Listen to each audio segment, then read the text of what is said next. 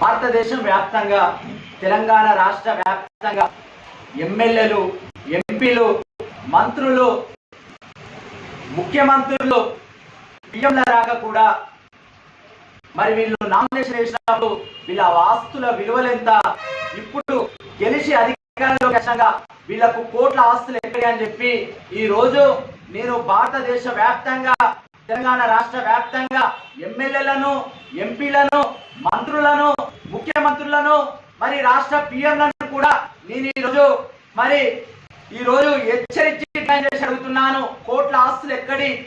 ఈ రోజు పేద ప్రజల కోట్లాది ఆస్తులను మరియు పన్సు రూపకంగా ఈ ఎమ్మెల్యేలు, ఎంపీలు, మంత్రులు, ముఖ్యమంత్రులు, పిఎంలు కోట్ల ఆస్తులు, ఈ ఆదాయం ఎక్కడి నుండి సంపాదించుకుంటారు అనేది భారతదేశ ప్రజలకు, అన్ని వర్గాల ప్రజలకు సమాధానం చెప్పాల్సిన అవసరం, బాధ్యత మరి ఈ ప్రభుత్వాల పైన, ఈ లీడర్లు, నేతల పైన ఉన్నదాన్ని కూడా ఈ రోజు నేను డిమాండ్ చేసి అడుగుతున్నాను. ఎమ్మెల్యే నామినేషన్ వేసినప్పుడు పేదరికంలో ఉన్న నామినేషన్ దాఖలాలు చేసుకునే డబ్బు లేని ఎమ్మెల్యే కూడా ఈ రోజు కోట్ల ఆస్తులు ఎక్కడి? ఎంపీలకు కోట్ల ఆస్తులు ఎక్కడి? మంత్రులకు ఎక్కడి కోట్ల ఆస్తులు? మరి ఈ రాష్ట్రాల్లో సీఎంలున్న ఈ సీఎంలకు ఎక్కడి ఈ కోట్ల ఆస్తులు అని చెప్పి ఈ రోజు నేను డిమాండ్ చేసి అడుగుతాను.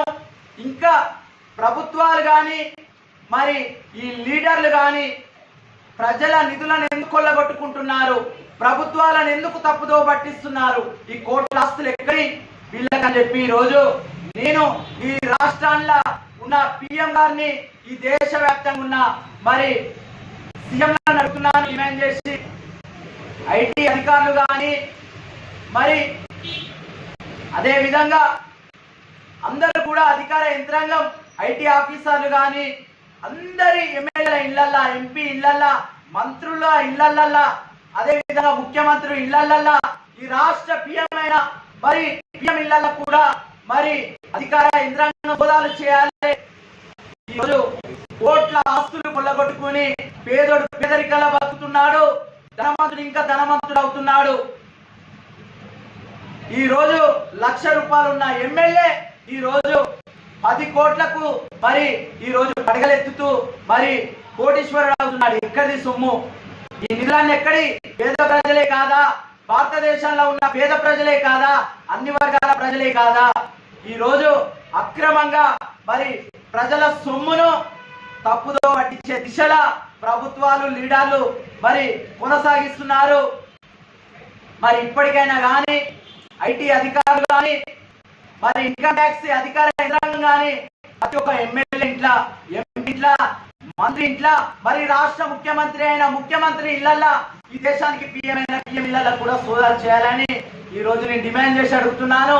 ఇప్పటికైనా కానీ మరి పేద బిడ్డ అని కూడా ఏ దిశలా ఈ భారతదేశం ముందంజలా ఉండాలి.